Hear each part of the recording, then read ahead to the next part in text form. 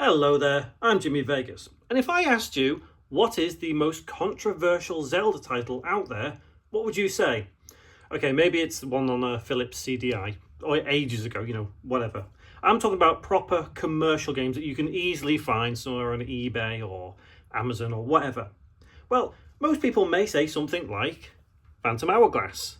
So if you remember this game, this came out at a time when the DS was exploding in popularity. It was huge. It was massive, the DS. And obviously, Nintendo would want to kind of cash in a little bit with Zelda. And they released two games like these, which are sort of sequels-ish to the Wind Waker. We had Phantom Hourglass here, and we also had Spirit Tracks. Are they controversial? I wouldn't say so. No, I don't think so.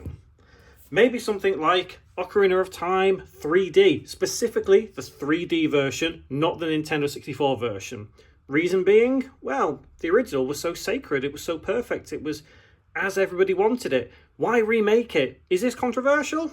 Well, maybe the decision to remake it 3D-ish may have had a slight bit of controversy to the fan base, but no, this is not controversial. Perhaps it's this then. Now, you may be looking at me, well, looking at the game, saying, well, why? Why is that controversial? Well, think about it. Many, many years ago, when Nintendo first announced the GameCube, they showed a trailer of Zelda and it looked epic. Like to the point where it looked absolutely gorgeous. It didn't look like this, cel shaded. And then they released this and people were like, huh? What? That isn't what we saw. But in actual fact, this is a really, really good game. Is this controversial? No, it is not. But what about changing the direction of Zelda completely? Well, that's actually a little bit on the side of controversial.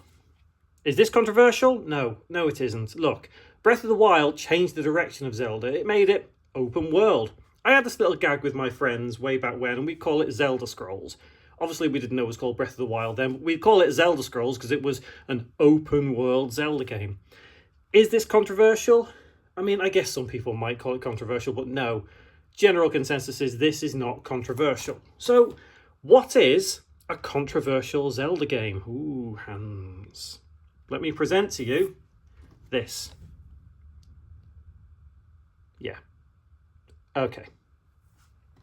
Majora's Mask came out a couple of months. We'll for time's sake, we'll call it 2 years after the Ocarina of Time game, and they were given this to make. And this particular game, look, gold cartridge. This particular game, I would say, is one of the most controversial Zelda games because it changes its tone. Zelda has always been a polite, happy, open, colourful world tone, apart from Majora's Mask and Twilight Princess. Now, Twilight Princess does take a darker tone. And the idea of this is it looks very, very similar to what we first saw in that tech demo that Nintendo showed just before they released the Wind Waker. And I actually quite like Majora's Mask. In fact, I like it so much that you see me in quite a few videos with my Majora's Mask hat on. So to say that this is controversial, for me, doesn't sound right. But I know that this is one of the most controversial games in the Zelda series. Same with this one. Again, the reason being is because it takes a much darker tone. Why is it controversial? Well, because in Nintendo's eyes, Zelda is never dark, it's never creepy, it's never meant to be scary. It's meant to be this light, colourful, happy adventure. Yes, it does have those elements of darkness and scariness to it. Like, for example, Spirit Temple in the Ocarina of Time game, or the Shadow Temple. Or, you've got other places, like, you go dark, dingy dungeons, all that sort of thing. So Nintendo's not afraid to shy away from something that is creepy, dark, scary. But for the whole game to be like that, I'd say that's controversial. But more than anything, I would say Majora's Mask causes the most controversy, certainly the most division among Zelda fans, because I say this is the best Zelda game ever created. Other people say Ocarina of Time or Breath of the Wild or whatever. It's fine. It's purely subjective. It's all down to opinion. But at a time when Zelda was always portrayed as this bright, colourful, nice kind of story and whatever else, hero saves princess, blah, blah, blah, blah, blah.